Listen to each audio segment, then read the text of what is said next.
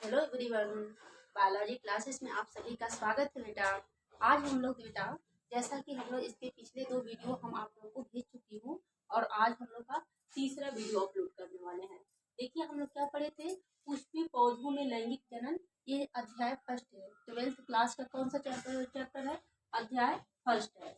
और इस चैप्टर से संबंधित हम लोग कौन से प्रश्न को सॉल्व कर रहा है, जो चित्रात्मक प्रश्न है उसको हम लोग क्या कर रहे हैं, सॉल्व कर रहे हैं। ठीक है बेटा, तो जिसी में हम लोग को अब अगला जो प्रश्न हम लोग के पास पहुंचा हुआ है वो प्रश्न क्या है, आम के फल के खड़ी काट का नामांकित चित्र बनाइए। ठीक है बेटा, देखिए क्या दिया गया है कि आम के फल के खड़ी काट का नामांकित चित्र बनाइए। देखिए बेटा, यहाँ पे अथवा करके प्रश्न पूछ देता है। कुछ वर्षों में देखेंगे अथवा करके दिया गया है कि आम के फल के अनुदैर्घ्य काट का नामांकित चित्र बनाइए। क्या दिया गया है, आम के फल के अनुदैर्घ्य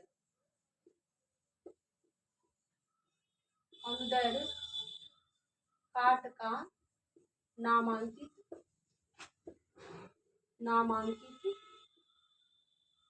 चित्र बनाइए।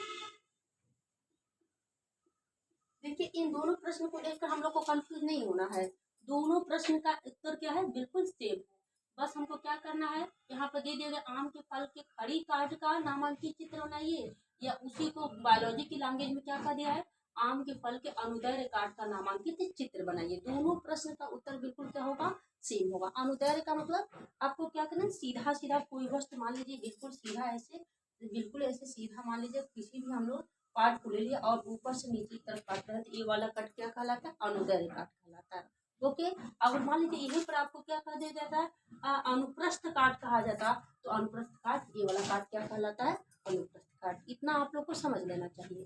ठीक है बेटा, देखिए तो हम लोग देखते हैं कि आम के फल के खड़ी काट का नामांकित चित्र बनाइए, अथवा आम के फल के अनुदैर्घ्य काट का नामांकित चित्र बनाइए। देखिए बेटा, एकदम मस्ट इंपॉर्टेंट है। आप लोग मोस्टली इसको क्या कर लीजिएगा, लर्न कर लीजिएगा, क्योंकि 2023 में इससे प्रश्न बन सकते हैं, क्योंकि इसको इसके पीछे विगत वर्षों में पूछा गया है। तो चलिए हम इस चित्र को बनाकर आप लोग को प्रदर्शित करते हैं, फिर इसको एक्सप्लेन करेंगे और इससे संबंधित जो प्रश्न आए हुए हैं उसको भी मैं आप क्या कर लूंगी, एक्सप्लेन कर दूंगी। देखिए सबसे पहले जिनको चित्र बनाना नहीं आता होगा वे लोग भी यहाँ पे आसानी से चित्र बना सकते हैं। देखिए सबसे पहले आप लोग को क्या करना है, एक लंबी सी डंडी खींच लीजिए, फिर एक छोटी सी डंडी खींचिए और हल्का से इसे करिए और हल्का सा झुका हुआ आप ड्रॉ की आकृति को समझ लीजिए। ओके, इतना तो कर ही सकते हैं। फिर अब आप लोग इतना स्पेस दीजिए और इस लाइन को मिला दीजिए और यहाँ से इतनी ही बड़ी स्पेस लेकर आप क्या कर लीजिए, इतनी बड़ी संरचना और यहाँ से करते हुए लिख दीजिए। ओके, अब हम लोग को ये आम बन गया, तो हमको ऐसे ही नहीं छोड़ देना है। इनका हम लोग कौन से काट रहा है, अनुदैर्घ्य काट। अनुदैर्घ्य काट मतलब सीधा आम है और उसको हमने बीचों बीच ऐसे क्या करते हैं, यहाँ से हमने इसको काट दिया, इनके अंदर के पार्ट को हम लोग को क्या करना है, देखना है। तो हम इस अनुदैर्घ्य काट की संरचना के साथ अब हम लोग क्या करेंगे, यहाँ से हम उठाएंगे और यहाँ से उठाते हुए हम इस सिम्बलित को यहाँ तक प्रदर्शित करेंगे। ठीक है बेटा, कुछ लग रहा है कि ये ऊपर वाला मांसल पार्ट दिखाई दे रहा है, और अब हम इसके सेंट्रल पार्ट में हम किसको प्रदर्शित करेंगे, बीज को प्रदर्शित करेंगे। देखिए बेटा, बीज हम लोग प्रदर्शित कर रहे हैं किस तरीके से, सेम छोटा आम के जैसे। अब हम लोग को सेम वही आकृति थोड़ा सा ऐसे रिपीट करते हुए दिखा देना है। ये देखिए ये क्या है, आम के ये बीज की आकृति भी लोग इसमें प्रदर्शित हो गई। यानी कि हम लोग क्या कर लिए, आम के हॉरिजॉन्टल यानी कि लॉन्गिट्यूडनल सेक्शन यानी कि अनुदैर्घ्य काट को हम लोग काट लिए हैं। अब हम इसको क्या करेंगे, नंबरिंग करेंगे। क्या करना है, हम लोग को नामांकित चित्र बनाना है। देखिए ऐसा नहीं कि बस आप सिर्फ आम का चित्र बना देंगे तो उससे आपको नंबर मिलेगा, उससे नहीं नंबर मिलने वाला है। क्योंकि एग्जामिनर को क्या चाहिए, अनुदैर्घ्य काट चाहिए, कि आप आम को पूरा अनुदैर्घ्य काट का चित्र बनाइए और फिर चित्र बनाकर उसका क्या कीजिए, नामांकन कीजिए। ठीक है ना बेटा, देखिए अब हम इसका नामांकन कर रहे हैं। देखिए थोड़ा सा हमने इसको रंगीन इसलिए कर दिया कि बाहर का इसका लेयर है, बाहर का लेयर है जिसको हम लोग किस नाम से जानते हैं, ईपी कार्प के नाम से जानते हैं। ईपी कार्प के नाम से हम लोग किसको जानते हैं, बाहर के लेयर को, यानी कि बाहरी स्तर को हम लोग क्या कहेंगे, ईपी कार्प कहेंगे। और जो इस अंदर के सबसे स्तर होंगे उसको क्या कहेंगे, इंडो कार्प कहेंगे। और जो मध्य में रहेगा उसको हम लोग क्या कहेंगे, मीजोकार्प के नाम से जानेंगे। ठीक है, तो चलिए इसका नाम लिख देते हैं। इसमें बाहर का लेयर है तो हम इसको क्या कहेंगे, ईपी कार्प। अब देखिए ये बाहर का स्तर है तो क्या होगा, ईपी कार्प। ये मिडिल लेयर है तो इसको हम लोग क्या कहेंगे, मीजोकार्प। देखो एकदम याद कर लेना, बाहर आउटर साइड ईपी कार्प और मध्य में मिडिल साइड में क्या हो जाएगा, मीजोकार्प। यानी कि इनका नाम हमने क्या नोट कर ले, मीजोकार्प। और इसके अंदर के इनर के पार्ट होंगे उसको हम लोग क्या कहते हैं, इंडोकार्प। इस वाले पार्ट को हम लोग क्या कहेंगे, इंडोकार्प। और सबसे अंदर में बीच में जिसको हम लोग किसको कहते हैं, गुठली के नाम से जानते हैं, उसको हम लोग किस नाम से जानते हैं, गुठली के नाम से जानते हैं। और वे गुठली का नाम क्या रहेगा, सीड रहेगा। वो आम का क्या होता है, सीड होता है। यानी कि हम लोग ने इसको इंडोकार्प कहा और इसके अंदर कौन सा उपस्थित होता है, सीड होता है। आप लोग आम को अच्छे से देखे होंगे लोग, और आम को आप लोग खाए भी होंगे। आम के हम लोग मैक्सिमम किस भाग को खाते हैं लोग, कौन सा उसका मांसल भाग होता है, मीजोकार्प। मीजोकार्प ही होता है बेटा। तो अब जब भी आप लोग इस चित्र को बनाइएगा तो मोस्टली क्या कर दीजिएगा, अब आप लोग चित्र को आकर्षक बनाने के लिए बाहर के स्तर को, ये जो ईपी कार्प दिखाई दे रहा है इसको हल्का सिंदूरी रंग के रंग दीजिएगा। और ये जो मीजोकार्प दिखाई दे रहा है इसको आप लोग डार्क येलो कलर का कलर कर दीजिएगा। देखिए कोई भी आम रहे उसका जो मीजोकार्प होता है वो क्या होता है, मोस्टली येलो कलर ही होता है। और आप लोग जानते हो कि सीड हमेशा क्या होता है, व्हाइट कलर का होता है। और ये थोड़ा सा हल्का येलो कलर का बाहर का आउटर कवच होता है। ओके, अब तो हम लोग तो आम के अनुदैर्घ्य काट का नामांकित चित्र एकदम स्पष्ट हम लोग बना लेंगे। और इसमें हम लोग की किसी प्रकार की कोई असुविधा नहीं रहेगी। आप लोग चित्र बना लेंगे ना बेटा।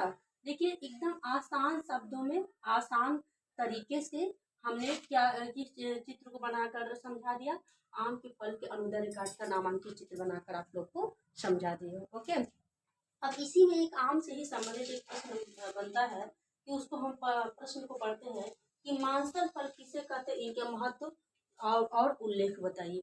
देखिए एक प्रश्न इसी से संबंधित आता है। मान लीजिए आम का ये तो प्रश्न आया तो आप लोग तो भूलेंगे नहीं, क्योंकि चित्र के साथ हमने क्या कर दिया है, वर्णन कर दिया है। लेकिन इसी से संबंधित एक प्रश्न आ जाता है कि मांसल फल किसे कहते हैं, उसका उल्लेख कीजिए।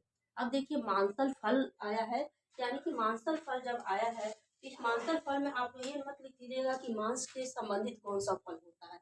अब आपको वहाँ पे कंफ्यूज नहीं होना है, एकदम एग्जैक्टली बताना है कि मांसल फल यहाँ पे आया है तो आम की आकृति जो हमने इसमें देखा है आम के बारे में, इस आम के चित्र में, वही सारा हमारे पॉइंट को क्या करना, नोट कर लेना है कि मांसल फल किसे कहते हैं। ओके बेटा, इसमें हम बताते हैं कि मांसल फल किसे कहते हैं। देखिए दिया गया है कि जिन फलों की जो फलवृत्ति होती है गुद्देदार होता है, सरस होता है, उसे हम लोग क्या कहते हैं, मांसल फल कहते हैं। ठीक है बेटा, यानी कि मांसल फल। अब अगला प्रश्न इस आम से संबंधित अगला प्रश्न, मान लीजिए ये तो पहला प्रश्न है नामांकन चित्र के साथ। अब इसके बाद का जो प्रश्न नेक्स्ट प्रश्न आता है, सेकेंड नंबर का प्रश्न और बनता है कि मांसल फल किसे कहते हैं, मांसल फल किसे कहते हैं, उल्लेख कीजिए। प्रश्न क्या आता है, मांसल फल किसे कहते हैं, इनके महत्व का उल्लेख कीजिए या उल्लेख कीजिए। मांसल फल किसे कहते हैं, इनके महत्व का, इनके महत्व का उल्लेख कीजिए।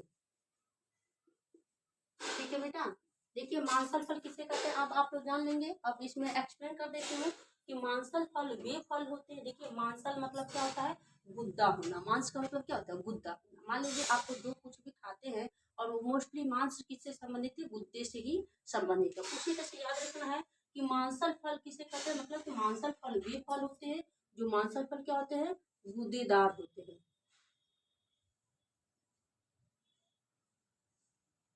मांसल फल क्या होते हैं, गुद्देदार होते हैं, सरस होते हैं। मांसल फल क्या होते हैं, गूदेदार होते हैं, सरस होते हैं। वे फल क्या कहलाते हैं, मांसल फल कहलाते हैं। मांसल फल क्या होते हैं, गूदेदार होते हैं, सरस होते हैं, उन्हें मांसल फल कहते हैं। और इनके मोस्टली एग्जाम्पल हमने किसको दे देते हैं, आम को, क्योंकि हमारे 12th के सिलेबस में आम हमारे सिलेबस में रखा गया है। और इसीलिए हम इसको पहला एग्जाम्पल दे देते हैं कि मांसल फल का एग्जाम्पल हमारा कौन आता है? कौन आता है? हमारा आम आता है। अब हम इसके आगे एक्सप्लेन करते हैं, हम इसके एक्सप्लेनेशन में बता देते हैं कि जो मांसल फल होते हैं उसमें 3 स्तर मोस्टली पाया जाता है, 3 लेयर होता है। क्या होता है? एपिकार्प होता है जो सबसे बाहर की तरफ उपस्थित होता है।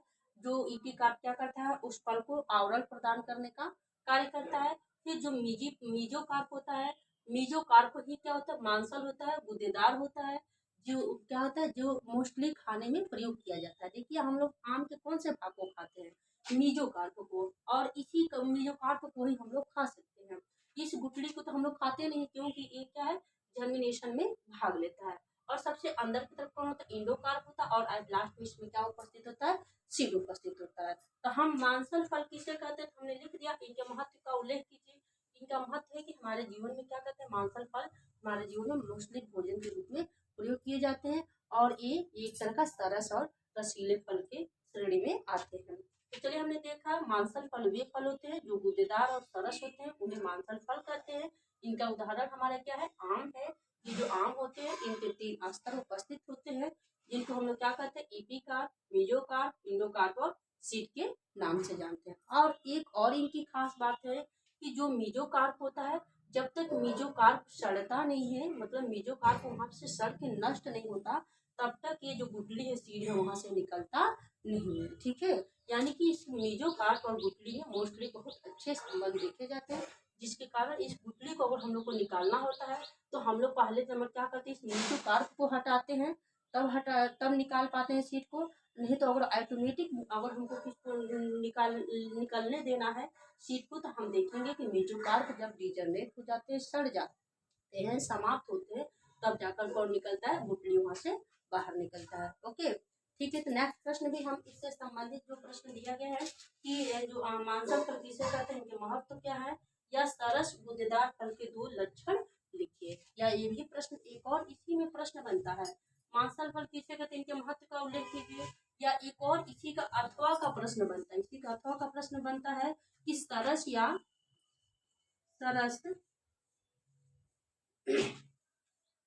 गूदेदार फल सरस गूदेदार फल के 2 लक्षण लिखिए। सरस गूदेदार फल के 2 लक्षण लिखिए। देखिए हम लोग ये भी, इसका भी आंसर हम लोग आसानी से दे सकते हैं। लोग 2 लक्षण में हमने देखिए सरस गूदेदार फल, तो पहला लिख देंगे सरस गूदेदार फल का उदाहरण हमने किसको बताया? आम है। और इसका पहला लक्षण हमने क्या लिखेंगे? इसमें 3 स्तर पाए जाते हैं, जिसको एपिकार्प, मीजोकार्प और इंडोकार्प कहते हैं। एक और पॉइंट हमने आप लोग को क्या बता दिया कि ये जो सरस और गूदेदार फल होते हैं, ये जो सरस और गूदेदार फल होते हैं, इनके जो सीड तभी बाहर निकलती है जब मीजोकार्प इसका क्या हो जाता है? सड़ जाता है। ओके, हम लोग इसका भी आंसर लिख लेंगे। ठीक है बेटा, अब हम नेक्स्ट प्रश्न पर आते हैं। नेक्स्ट प्रश्न कुछ है जो लॉन्ग आंसर से संबंधित है। आप लोग को नेक्स्ट प्रश्न में दिखाऊंगी। नेक्स्ट प्रश्न क्या है? लॉन्ग आंसर से संबंधित है, और वो भी चित्रात्मक क्या दिया गया? वर्णन करने को बोला गया है। चलिए नेक्स्ट प्रश्न हम लिखते हैं। क्वेश्चन नंबर 3 था, अब सॉरी क्वेश्चन नंबर 2 था, अब क्वेश्चन नंबर कौन सा आएगा? 3। इस तीसरे क्वेश्चन को देखा जाए। बेटा देखिए, जब आप लोग के सामने प्रश्न आ रहे होंगे और उसके साथ आंसर, ये प्रश्न का ये जो एक्सप्लेनेशन देखा जा रहा है, तो ये प्रश्न के साथ आप लोग एकदम डायरेक्टली आपके माइंड में क्या हो जा रहा होगा? फिक्स हो जा रहा होगा, जिससे आप एग्जाम में अगर आप इस वीडियो को 1 या 2 बार आप लोग आसानी से अगर खुले माइंड से देख लेते हैं, तो एकदम आसानी से एग्जाम में आप लोग लिख लेंगे, इसमें किसी प्रकार की कोई समस्या नहीं होगी। ठीक है, अगला प्रश्न को मैं बता दे रही हूँ। अगला प्रश्न दिया गया है कि आवृतबीजी पौधों में नर युग्मकों का विकास पर एक टिप्पणी लिखिए। अथवा दिया गया है कि एक आवृतबीजी पौधों के परागण से अंकुरण की विभिन्न अवस्थाओं का वर्णन कीजिए। देखिए लॉन्ग आंसर का प्रश्न है। आवृतबीजी पौधों के परागकण, आवृतबीजी पौधों के परागकण के अंकुरण, आवृतबीजी पौधों के परागकण के अंकुरण के विभिन्न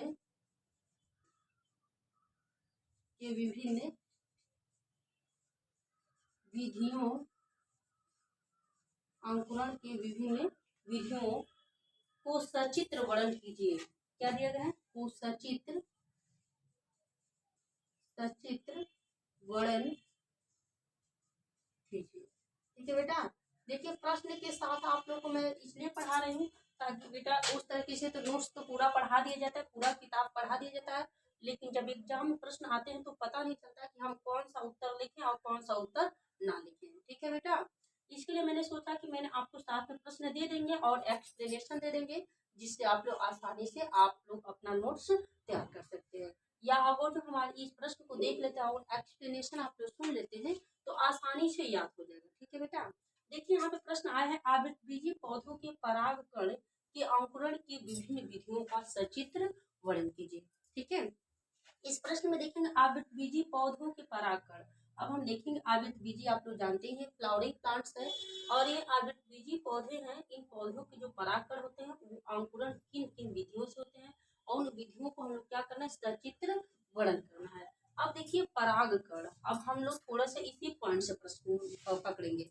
देखिए बेटा, कभी भी प्रश्न को सॉल्व करते समय प्रश्न को 2 या 3 बार हम लोग को क्या करना है, पढ़ना चाहिए, जिससे हम लोग को पता चल जाता है कि प्रश्न को कहाँ से हमको क्या करना है, सॉल्व करना है। अब यहाँ पे प्रश्न देखिए, आवृत्ति पौधों के परागकण के अंकुरण के विभिन्न विधियों का सचित्र वर्णन कीजिए। इसमें मेन पॉइंट कौन है, परागकण। अब हम देखेंगे परागकण होता कहाँ पे है, कैसे ये जर्मिनेट करता है, और इनकी कितनी विधियां होती हैं, और ये किन किन स्टेप से होते हुए ये क्या होता है, अंकुरण होते हैं, अंकुरित होते हैं, जमते हैं। ठीक है बेटा, वैसे तो इसके बारे में थोड़ा बहुत आप लोग क्लास 10th में जाने होंगे लोग कि जो परागकण होता है, परागकण क्या होता है, हवा के माध्यम से आकर वो स्त्री केसर के वर्तिकाग्र पर गिर जाता है, वहां पे जमता है। लेकिन उनकी कौन कौन सी विधि है, कैसे जमकर आता है, कितने केंद्रक होते हैं, उसको हम लोग चित्र के माध्यम से यहाँ पर समझेंगे। ओके, ठीक ठीक है बेटा, अब हम उस टॉपिक पर आते हैं।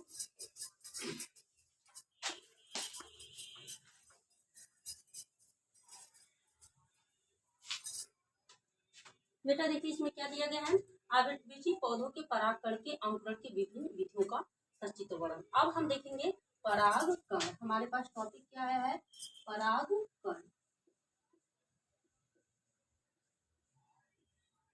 हम इसमें देखेंगे कि परागकण होता किसमें है, कैसे परागकण जिसमें भरा होता है उसमें उसके अंदर क्या क्या संरचनाएं बनती हैं, फिर वो मेच्योर कैसे होता है, मेच्योर होने के बाद से हवा में कैसे आता है, हवा में आने के बाद से किसके माध्यम से पौधों तक पहुंचता है, और पौधों पर पहुंचने के पौधों पौधों के पहुंचता है स्त्री केसर वाले भाग पर, और वहां पर स्त्री केसर के वर्तिकाग्र पर गिरने पर कैसे क्या करता है, जर्मिनेट करता है। ओके बेटा, ठीक है, अब हम इस टॉपिक पर आते हैं। ठीक है बेटा, देखिए हमने क्या देखा, परागकण। परागकण हम लोग देखेंगे, जो परागकण होता है ये किसमें उपस्थित होता है, परागकोश। परागकण किसमें उपस्थित होता है, परागकोश में। ठीक है बेटा, परागकण परागकोश, और परागकोश होता है किसका भाग होता है, ये पुंकेसर का भाग होता है। परागकण किसका, परागकोश किसका भाग होता है, पुंकेसर का, पुंकेसर। ठीक है बेटा, अब हम देखेंगे परागकोश के बारे में। जो परागकोश होता है इनकी क्या हम देखने वाले हैं, संरचना। परागकोश की संरचना हम लोग देखेंगे। जो परागकोश होता है आप लोग एकदम स्पष्ट तरीके से इसके बारे में क्लास 10th में भी पढ़े होंगे और 12th में भी आप लोग अच्छे से पढ़ेंगे। ये क्या होता है, यही हमारा क्या होता है, परागकोश होता है। और परागकोश में आप लोग जानते हैं 4 लघु बीजाणु धानियां उपस्थित होती है। इसमें क्या उपस्थित होता है, 4 लघु बीजाणु धानियां होती हैं, और इन चारों लघु बीजाणु धानियों में परागकण क्या होते हैं, स्पोर मदर सेल्स के द्वारा जनरेट किए जाते हैं। यानी कि हम क्या देखेंगे, इसमें परागकण क्या है, भरे हुए हैं।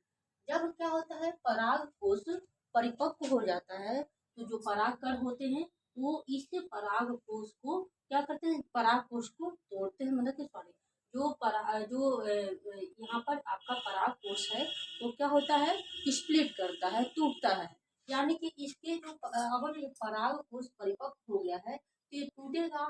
टूटेगा तो या तो लॉन्गिट्यूडनल टूटे टूटे, नहीं तो क्या हो जाएगा, ट्रांसफर टूटेगा, जिसको हम लोग क्या कर सकते हैं, हॉरिजॉन्टल कहते हैं, टीएस कहते हैं।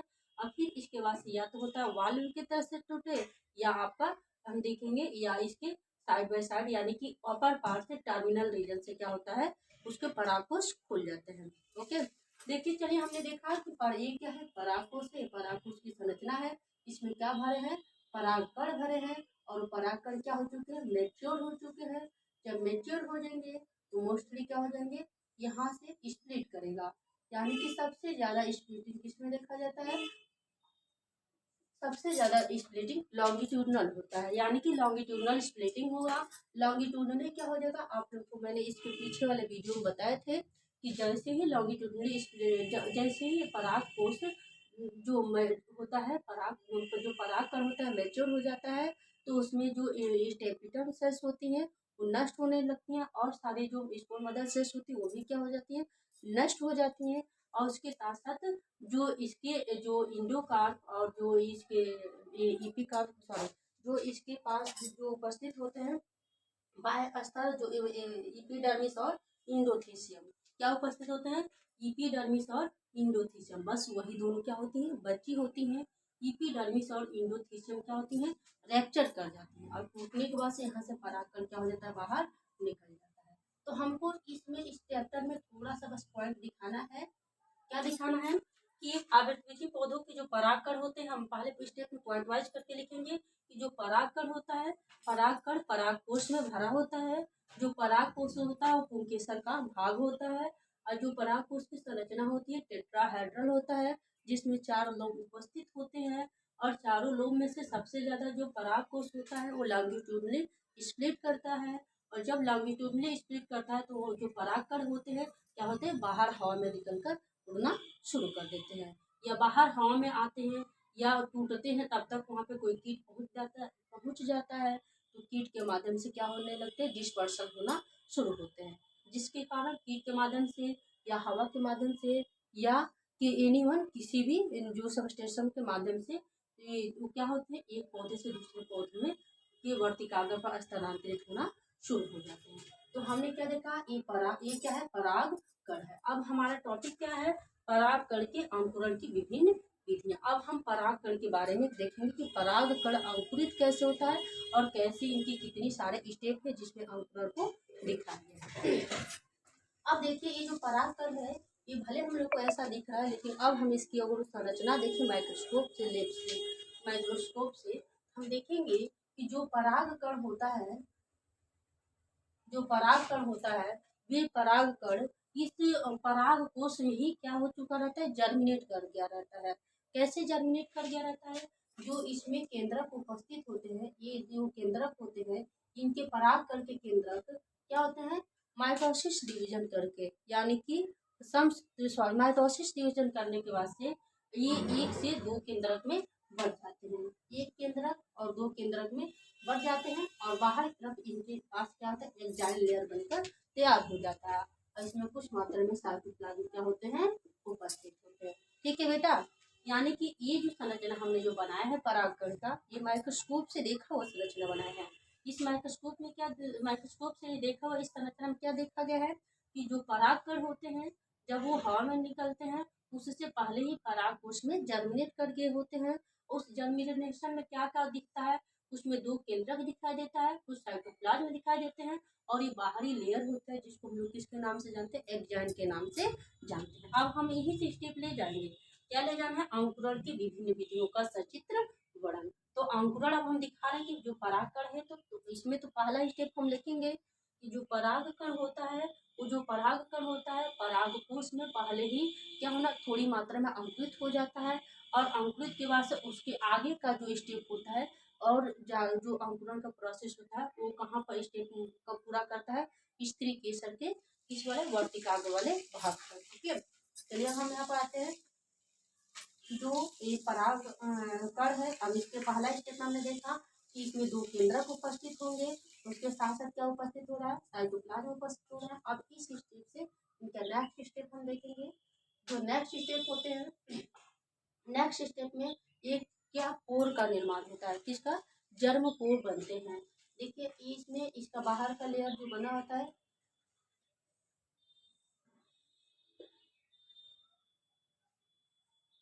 किसको बना रहा है, परागकण के जर्मिनेशन का। इसमें देखिए ये जो लेयर थोड़ा सा बराबर इससे दिख रहा है, ये क्या है, जर्म पोर। ये किसका निर्माण करेगा, जर्म पोर का निर्माण करेगा। और बाहर की इस आवरण को क्या कहते हैं, एक्जाइन कहते हैं। जो एक्जाइन होता है इसकी भी खास बात होती है, क्योंकि एक्जाइन जो होता है ये थोड़ा सा हार्ड होता है, ताकि जैसे जैसे हवा में उड़ते उड़ते हुए चले जाते हैं एक्जाइन परागकण, और जैसे ही वर्तिकाग्र के ऊपर गिरते हैं तो एक्जाइन क्या करता है, वर्तिकाग्र की कोशिकाओं को डिजर्नेट करने में मदद करता है, तथा पर्यावरण के या अन्य जो बाहरी इफेक्ट है उससे परागकण के न्यूक्लियस को बचाए रखने का कार्य करता है। अंदर के भाग में क्या होता है, ये बाहर आप लोग देखिए एक्जाइन है, और ये अंदर के पार्ट को क्या कहते हैं, इंटाइन कहते हैं। बाहर के भाग को एक्जाइन कहेंगे, अंदर के भाग को इंटाइन कहेंगे। इसमें हम लोग देख ही रहे हैं कि दो केंद्रक उपस्थित हुए हैं, और ये दोनों केंद्रक कहाँ से जर्मिनेट करके आए हैं, ये वाला केंद्रक कहाँ से जर्मिनेट करके आया है, परागकोश के अंदर ही जर्मिनेशन हो चुका है। अब इसके बाद से एक स्टेप आगे की तरफ बढ़ रहा है। अब ये हवा से कहाँ हो गया, ये जाते जाते वर्तिकाग्र तक पहुंच रहा है। अब इसके नेक्स्ट स्टेप को हम लोग देखेंगे। जो नेक्स्ट स्टेप होता है उसमें हम लोग कुछ संरचना को बनाते हैं। नेक्स्ट स्टेप हम लोग देखेंगे कि जो इसके पोर होते हैं, इसमें जो एक बनता है ट्यूब न्यूक्लियाई, दूसरा क्या बनता है, जर्म सेल्स। अब हम इस पे पॉइंट को देखते हैं, क्या देखेंगे, ट्यूब न्यूक्लियाई और दूसरा जनरेटिव सेल्स। यानी कि इसमें इस वाले पॉइंट को हम लोग क्या कहेंगे, ट्यूब न्यूक्लियस। इसको हम लोग क्या कहेंगे, ट्यूब न्यूक्लियस।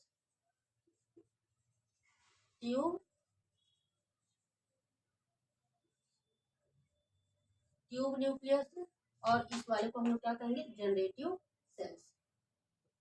अब नेक्स्ट स्टेप को हम लोग देखेंगे। नेक्स्ट स्टेप में इसमें जो ट्यूब न्यूक्लियस है, जनरेटिव सेल्स है, वो जनरेटिव सेल्स क्या होता जाएगा, जनरेटिव सेल्स एक वाल की तरफ आकर चिपक जाएगा, और जो ट्यूब न्यूक्लियस है वो ट्यूब न्यूक्लियस बाहर की तरफ आकर एक्स्ट्रा तरफ में सेट हो जाएगा। और ये इसमें जो ये सब भरा होता है वो क्या होता है, साइटोप्लाज्म। इसका नामांकन हम कर देते हैं, ठीक है, साइटोप्लाज्म। बाहर इसमें इसके अंदर क्या भरा हुआ है, साइटोप्लाज्म। और ये क्या है, इसको इस वाले केंद्र को हम क्या कर रहे हैं, ट्यूब न्यूक्लियस। क्या कहते हैं, ट्यूब न्यूक्लियस। इसका नाम क्या रखते हैं, ट्यूब न्यूक्लियस। और ये वाला क्या है, वेजिटेटिव न्यूक्लियस। यानी कि इसको हम लोग किसके नाम से जानते हैं, जनरेटिव सेल्स या जनरेटिव अटैचमेंट के नाम से जानते हैं। इसको हम लोग क्या कर रहे हैं, जनरेटिव अटैचमेंट, क्योंकि अटैच हो गया है इंटाइन के दीवार से, इसको जनरेटिव अटैचमेंट,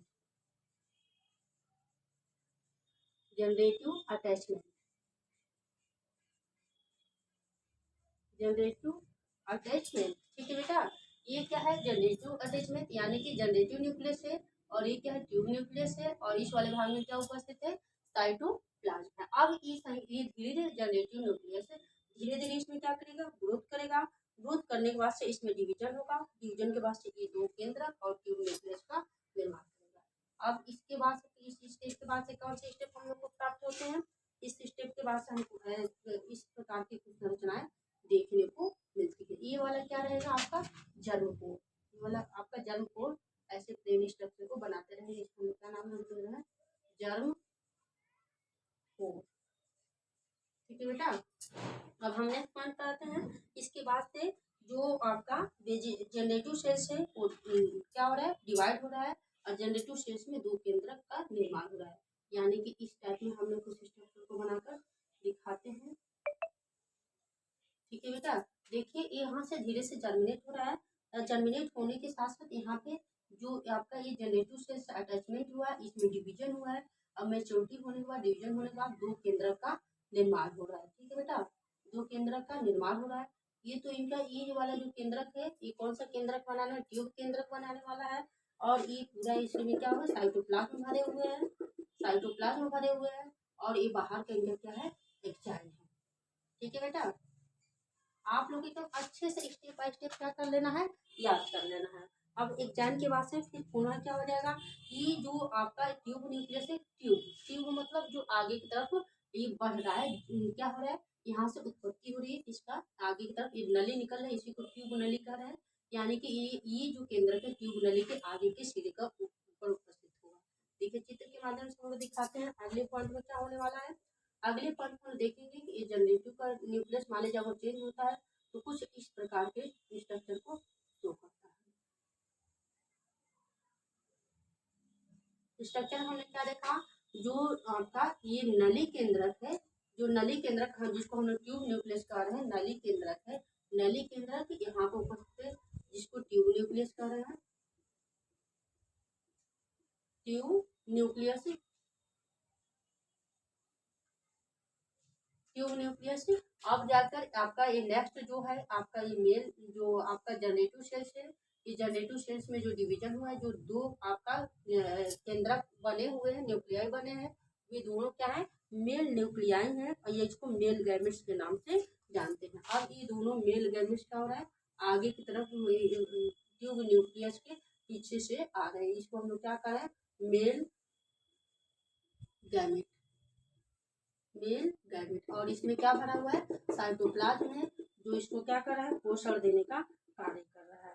ठीक है बेटा, और ये धीरे धीरे क्या हो जाएगा, ट्यूब न्यूक्लियस से केंद्र से होते हुए आगे की तरफ बढ़ते चले जाएंगे और ये एक्जाइन का जो लेयर है इसके तरफ बाहर की तरफ ऐसी संरचना बनाते चलेंगे। ठीक है बेटा, अब एट लास्टली हम लोग देखेंगे, एट लास्टली ये सारा कंडीशन किस पर देखा जाता है, एक जो पुष्पी पौधे होते हैं उस पुष्पी पौधों के वर्तिकाग्र पर, किस पर हम लोग देख रहे हैं, पुष्पी पौधों के वर्तिकाग्र पर। अब हम उसकी संरचना थोड़ा सा बनाकर आप लोग के सामने दिखाते हैं, देख लीजिए। ये क्या है, पुष्पी पौधा है और इस पुष्पी पौधे के वर्तिकाग्र है, कल जिसको चित्र को हमने आप लोग को सामने बनाई थी और उसको हमने प्रदर्शित भी की थी, उसी को हमने यहाँ पर बनाकर दिखा रहे हैं। ठीक है बेटा, ये पुष्पी पौधों के वर्तिकाग्र, मान लीजिए पुष्पी पौधों के वर्तिकाग्र पर परागकण क्या होता है, इसके वर्तिकाग्र पर गिरता है और गिरने के बाद से जर्मिनेट करता है। पूरा जर्मिनेशन का प्रोसेस ऐसा ही होता है। जर्मिनेशन के बाद थोड़ा सा मैं आपको फिर इस चित्र को यहाँ पर प्रदर्शित कर रही हूँ कैसे हो जाता है। देखिए यहाँ पर जो ये नली केंद्रक है, नली केंद्रक को हम यहाँ से ही बना कर ला रहे हैं, जैसा कि कल हम लोग आप लोग के सामने हम लोग बनाए थे, इसको हम लोग क्या किए थे, पढ़े हुए थे, कैसे बनाए थे देखिए। ठीक है बेटा, ऐसे ही बनाए हुए थे और इसके बाहर की तरफ क्या दिख रहा है, एक चैन दिख रहा है, इसके बाहर की तरफ ये वाला प्रोसेस क्या दिख रहा है, एक चैन। धीरे धीरे क्या हो जाएगा, ये नली के अंदर के साइटोप्लाज्म की तरफ आता है और ये इसके साथ यहाँ पर कौन आ रहा है, दो मेल गैमेट आ रहा है, इसके साथ साथ ये सबसे यहाँ पर कौन आ रहा है, नली केंद्रक आ रहा है। नली केंद्रक यहाँ पे आते थे, नली को पहुंचाते पहुंचाते क्या हो जाएगा, समाप्त हो जाएगा और ये जो मेल न्यूक्लियाई आ रहा है यानी कि मेल गैमेट आ रहे हैं, जिसको हम लोग क्या मान मेल गैमेट मान रहे हैं, जो मेल गैमेट आ रहे हैं, ये जो मेल गैमेट है आकर इसे अंड कोशिका से और पोलर न्यूक्लियस से क्या करेंगे, फ्यूज करेंगे और निषेचन की क्रिया को क्या करेंगे, संपन्न करेंगे। ओके बेटा, तो आज हम लोगों ने क्या देखा, परागकण के अंकुरण। देखिए क्या हमने टॉपिक देखा, आवृतबीजी पौधों के परागकण के अंकुरण की विभिन्न विधियों के सचित्र वर्णन कीजिए। देखिए आवृतबीजी पौधों के परागकण के अंकुरण यानी कि जो परागकण है, परागकण हम लोग देखे थे, उनके अंकुरण का सचित्र हमने क्या कर दिया, वर्णन कर दिया। मुझे उम्मीद है कि आप लोग को स्पष्ट रूप से क्या हो गया होगा, समझ में आ गया होगा। ठीक है बेटा, इसमें किसी को किसी प्रकार का कोई डाउट नहीं होना चाहिए। अब आप चित्र के माध्यम से इस लाइफ साइकिल को आप क्या कर सकते हैं, देख सकते हैं। ठीक है, पुनः मैंने जो आज पढ़ाई है उसको मैं क्या कर रही हूँ, आप लोग को कंफर्म होने के लिए एक्सप्लेन कर दे रही हूँ। ठीक है, प्रश्न हमारे सामने दिख रहा है और जैसे जैसे मैं प्रश्न बोलती जाऊंगी वैसे वैसे आंसर को आप लोग अपने दिमाग में तब तक क्या करते रहिएगा, याद करते रहिएगा। ठीक है, देखिए इसमें देखेंगे आम के फल के खड़ी काट का नामांकित चित्र बनाइए। हमने क्या टॉपिक दिया है, आम के फल के खड़ी काट का नामांकित चित्र। अथवा में क्या था, आम के फल के अंदर काट का नामांकित चित्र। इसमें हमने क्या देखा, हमने एक आम का फल बनाया, आम के फल बनाने के बाद हमने क्या देखा, उसमें 3 लेयर उपस्थित होते हैं जिसको ईपीकार्प हम कह रहे हैं, ईपीकार्प, मीजोकार्प और फिर हमने लास्ट में क्या देखा, इंडोकार्प और सीड देखा। ठीक है, इन सारे नामांकन को हमने नोट करने के बाद से हमने फिर नेक्स्ट प्रश्न को देखा कि मांसल फल किसे कहते हैं, इनके महत्व का उल्लेख कीजिए। अथवा उसी का दूसरा प्रश्न है कि सरस गुद्देदार फल के 2 लक्षण लिखिए। हमने उस मैंगो वाले जो चित्र को पढ़ाया है उसी से हम लोग बताएंगे। प्रश्न क्या देख रहे थे कि गुदेदार या सरस फल को हम लोग क्या कहते हैं, मांसल फल कहते हैं। और इनका महत्व है कि ये हमारे खाने में उपयोग किए जाते हैं। और ये इस फलों से बहुत ही रसीले और गुदेदार होते हैं, जो अच्छी मात्रा में पोषण के भी कारक होते हैं, जिसमें कार्बोहाइड्रेट अच्छी मात्रा में भी प्राप्त किए जाते हैं। फिर हमने आप लोग को नेक्स्ट प्रश्न इसमें दिया, सरस गुदेदार फल के 2 लक्षण दीजिए। तो आप लोगों ने क्या देखा, सरस और गुदेदार फल का आपने एक लक्षण क्या लिखा कि जो सरस और गुदेदार फल होते हैं उनके 3 लेयर उपस्थित होते हैं, जिसको इपिकार्प, मेसोकार्प और एंडोकार्प कहते हैं। फिर हमने क्या देखा, इसके 2 लिखना है तो दूसरा लक्षण हमने क्या लिखेंगे, जो मेसोकार्प होता है जब तक सड़ता नहीं है तब तक सीड को छोड़ता नहीं। 2 लक्षण हमने क्या कर लिया, नोट कर लिया। अब नेक्स्ट प्रश्न को हमने आज क्या सॉल्व किया है, आवृतबीजी पौधों के परागकण के अंकुरण की विभिन्न विधियों का सचित्र वर्णन कीजिए। बेटा इस टॉपिक में हमने क्या देखा, आवृतबीजी पौधों के परागकण, हमने इस परागकण को उठाया। परागकण के बारे में हमने हेडिंग पहले पॉइंटाइज करके कुछ बातें हम लोग लिख देंगे, तब इस चित्र को बनाएंगे। अब बातों में हमने क्या लिखेंगे, लिखते समय परागकण हेडिंग डाले, हमने क्या लिखा, पहला पॉइंट में जो परागकण होता है वो परागकोश में भरा होता है। जो परागकोश होता है वो पुंकेसर का भाग होता है। परागकश की संरचना जो होती है, इसमें 4 लोब उपस्थित होते हैं। जो चारों लोब होते हैं उन सभी में परागकण भरे होते हैं। जब परागकण परिपक्व हो जाते हैं तो लोब क्या होते हैं, लॉन्गिट्यूडनली क्या होते हैं, फटते हैं। जब लोब लॉन्गिट्यूडनल फटे तब क्या होता है, परागकण बाहर आ जाता है। कभी कभार ऐसा भी देखा जाता है कि जो लोब होता है ऊपर टर्मिनल पार्ट से फटते हैं, उससे भी परागकण क्या होते हैं, बाहर निकलते हैं। ऐसा भी होता है ट्रांसफर सेक्शन से भी क्या होते हैं, परागकोश फटते हैं, जिससे भी परागकण बाहर निकलते हैं। तो अब हम इसे देखेंगे, परागकण क्या हो गए, बाहर आ गए। परागकण बाहर आए तो हम इनका स्ट्रक्चर माइक्रोस्कोप से देखा। माइक्रोस्कोप से हमने देखा तो देखा परागकण के जो एक केंद्रक थे वो जर्मिनेट करके 2 केंद्रक में बदल गए हैं। इससे हम कह देते हैं कि परागकोश के अंदर ही परागकण के क्या होते हैं, जो केंद्रक होते हैं वो जर्मिनेट करना शुरू कर देते हैं। फिर उसके बाद से जो परागकण होते हैं, ये परागकण अपने ऊपर बाहर एक आवरण बनाते हैं जिसको एक्जाइन कहते हैं। एक्जाइन के नीचे वाले आवरण एक होता है उसको हम लोग इंटाइन कहते हैं। और ये दोनों केंद्र क्या होते हैं, वृद्धि करना शुरू कर देते हैं, जिसको हम लोग एक ट्यूब न्यूक्लियस और दूसरा जनरेटिव सेल्स के नाम से जानते हैं। अब इसके बाद के स्टेप हम लोग क्या देखेंगे कि इसके अंदर वाले पार्ट में को हम लोग साइटोप्लाज्म कहते हैं। एक ट्यूब न्यूक्लियस होता है, दूसरा जर्म कोर का धीरे धीरे निर्माण करते हैं। नेक्स्ट जनरेटिव सेल्स होता है, जनरेटिव अटैचमेंट होता है, ये इंटाइन के वाल से अटैच हो जाता है। और अब इसमें विभाजन होने लगता है। विभाजन के बाद से ये एक केंद्रक 2 केंद्रक में बट जाते हैं और ट्यूब नली बाहर की तरफ निकलना शुरू कर देती है। ये सारा प्रोसेस किस पे होता है, स्त्री केसर के वर्तिकाग्र पर। और जैसे स्त्री केसर के वर्तिकाग्र पर ऐसा देखा जाता है तो देखा जाता है कि जो ट्यूब न्यूक्लियस होता है, इस ट्यूब न्यूक्लियस इस नली में सबसे आगे की तरफ उपस्थित होते हैं। फिर उससे पीछे 2 मेल गैमेट्स उपस्थित होते हैं। इसके अंदर क्या होता है, साइटोप्लाज्म होता है जो इसको पोषण देने का कार्य करता है, ताकि ये दोनों जो मेल गैमेट और ट्यूब न्यूक्लियस है सूखे ना। और ये सारा प्रोसेस हमने किस पे दिखा दिया, स्त्री केसर के वर्तिकाग्र वाले भाग पर। ओके ठीक है बेटा, आज का जो हमने प्रश्न देखा, आवृतबीजी पौधों के परागकण के अंकुरण की विभिन्न विधियों का सचित्र वर्णन हमने आप लोग को स्टेप बाय स्टेप समझा दिया है। मुझे उम्मीद है कि आप सभी लोग को एकदम स्पष्ट रूप से ये आप लोग समझ गए होंगे लोग, और इसे लर्न भी कर लेंगे लोग। ओके बेटा, ठीक है, थैंक यू बेटा, आज के लिए बस इतना ही। नेक्स्ट डे हम लोग फिर मिलेंगे नेक्स्ट नए वीडियो के साथ और इसी चैप्टर से संबंधित जो बोर्ड में हर बार प्रश्न पूछे गए हैं। ओके ठीक है, थैंक यू बेटा, thank you all of you.